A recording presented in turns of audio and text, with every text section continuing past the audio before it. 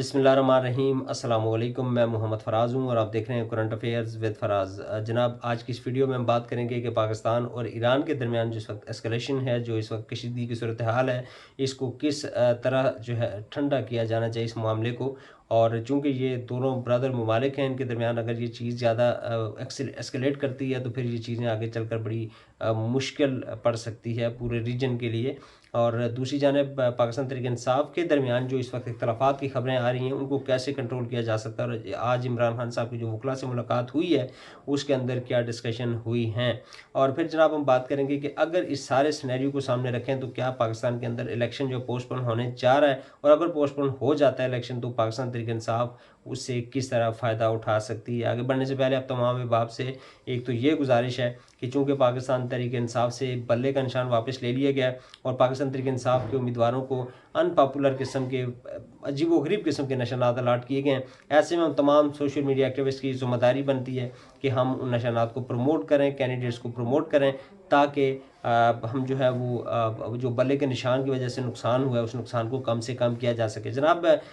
NA-16 से पाकिस्तान तहरीक इंसाफ के मुतफ़िका उम्मीदवार अली असगर खान साहब जो है इलेक्शन कंटेस्ट कर रहे हैं। मेरा हल्का है NA-16, मैं खुद बिलोंग करता हूँ NA-16 से। तो उनका इंतखाबी निशान प्याला है और तमाम में बाप से गुजारिश है कि इस निशान को याद रखिएगा, अपने रिश्तेदारों के साथ, अपने घर वालों के साथ इसको शेयर कीजिएगा, ताकि हम अपना निशान जो लोगों तक पहुँचा सकें और हमें बल्ले का निशान जाने से जो नुकसान हुए उसको कम से कम किया जा सके। दूसरी जानिब हल्का PK-42 सूबाई हल्का पाकिस्तान तहरीक इंसाफ के मुतफ़िका उम्मीदवार नज़ीर अहमद अब्बासी साहब यहाँ से इलेक्शन कंटेस्ट कर रहे हैं और उनका इंतखाबी निशान मोर है। इसको भी याद रखिएगा और अपने तमाम रिश्तेदारों से,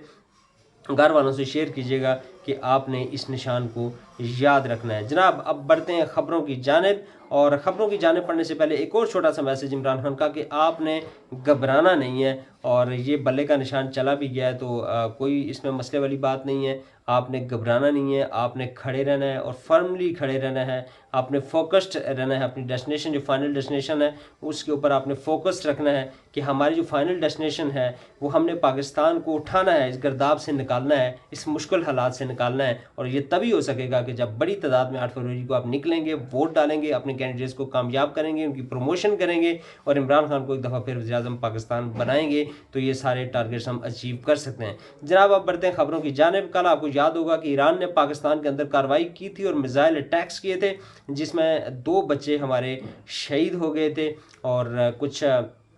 उसके बाद बड़ा अजीबोगरीब सा माहौल बना पाकिस्तान की फोर्सेस के ऊपर भी, पाकिस्तान की गवर्नमेंट के ऊपर भी तनकीद हुई और होनी भी चाहिए थी, क्योंकि पाकिस्तान के अंदर एक कोई मुल्क आकर अगर कार्रवाई कर सकता है तो फिर उसके खिलाफ उसी वक्त कार्रवाई होनी चाहिए थी, बर वक्त उनको जवाब दिया जाना चाहिए था। लेकिन चलें लेट सही, 24 आवर्स के अंदर अंदर पाकिस्तान एयरफोर्स ने ईरान के अंदर जाकर तकरीबन 50 किलोमीटर अंदर जाकर टारगेट्स को निशाना बनाया, और इन टारगेट्स में किसी भी सिविलियन आबादी को या फौजी अहदाफ को निशाना नहीं बनाया गया। इनके अंदर, इन टारगेट्स के अंदर जो है वो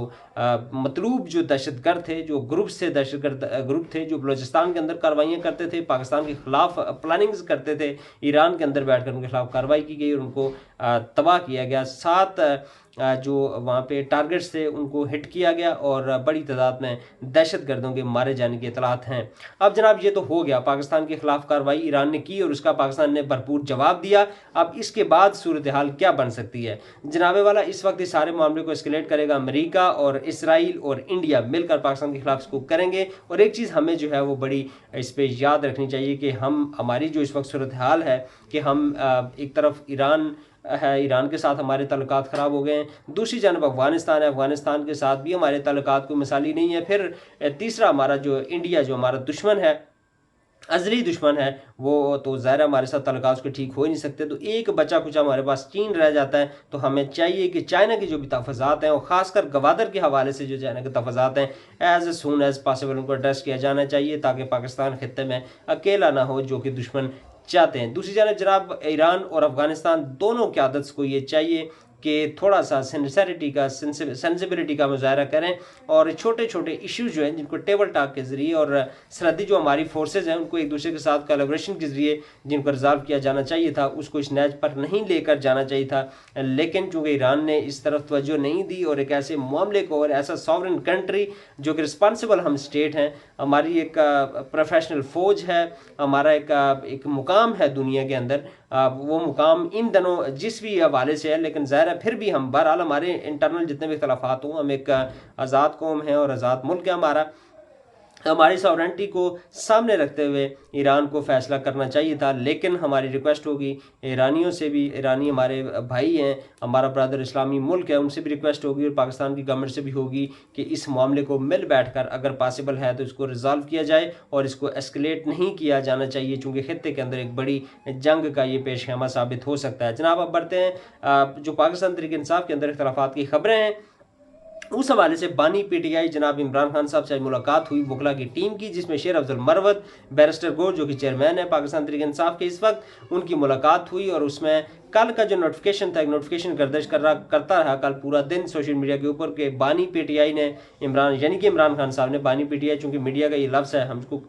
नहीं यूज़ करते, इमरान खान साहब ने शेर अफजल मरवत साहब को वापस बुला लिया है और सिंध में जितनी उनकी मसरूफियात थी उनको तर्क कर फौरी वापस आने के अहकाम दिए हैं, ये उस नोटिफिकेशन के अंदर लिखा था। लेकिन आज जब मुलाकात हुई वकला की तो इमरान खान साहब ने कहा कि मैंने ऐसा कोई नोटिफिकेशन जारी नहीं किया और मैं इससे लाइलम हूँ। इस बात के ऊपर जो है वो बैरिस्टर गौर जो है वो भी इस मुलाकात में चूँकि शामिल थे और खान साहब ने अहकाम दिए शेर अफजल मरवत को आप KPK के अंदर, सिंध के अंदर और बलूचिस्तान के अंदर अपनी कैंपेन जारी रखें। और जहाँ तक बात है पंजाब की, तो पंजाब के अंदर फिर सारी जमात को जो है वो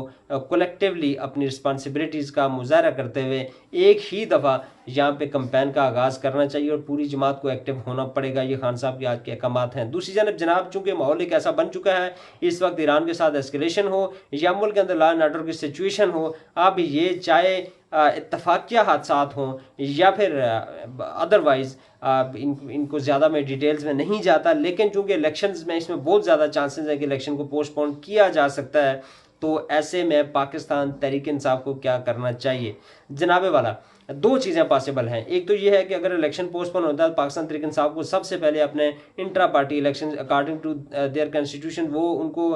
कॉन्टेस्ट करवाना चाहिए और